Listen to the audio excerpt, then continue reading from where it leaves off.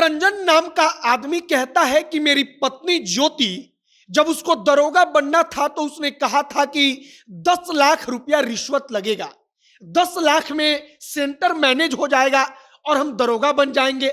हमने अपना जमीन बेचकर उसके लिए 10 लाख रुपया दिया, उसको हमने बीपीएससी की तैयारी करवाई और तब ज्योति ने उस वक्त कहा कि मेरा एक दोस्त है, उसको भी 10 लाख दे दो, वो वापस कर देगा। हमने उसी जमीन बेचने वाले पैसे में से 10 लाख का इंतजाम उसके दोस्त के लिए भी किया और दोनों दरोगा बन गए।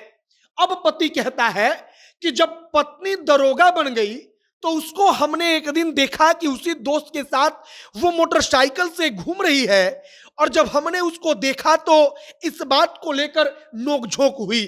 जब नोकझोंक हुई तो अब दरोगा बन चुकी पत्नी कहने लगी कि तुमको जेल भेज देंगे, तुमको एफआईआर करके जेल में डाल देंगे।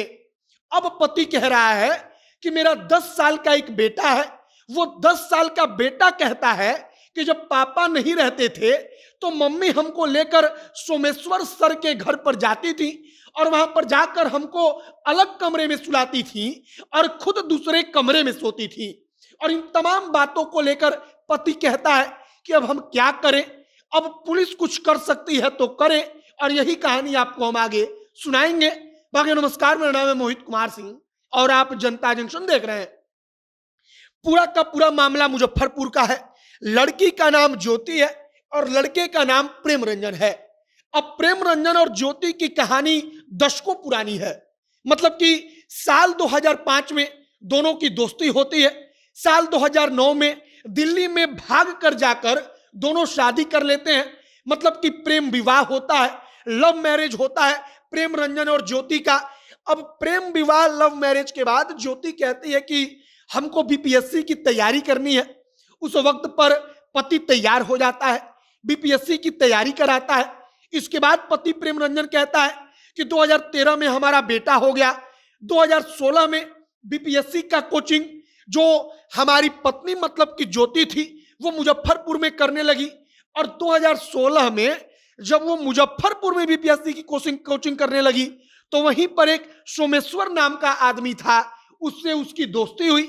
और 2019 का वो साल जब 2019 में पत्नी दरोगा बन गई, पत्नी के साथ साथ उसका दोस्त भी दरोगा बन गया। और जब पत्नी एसआई बन गई तब एसआई बनकर दरोगा बनकर पत्नी ने कहा कि अब तुमको जेल में डाल देंगे।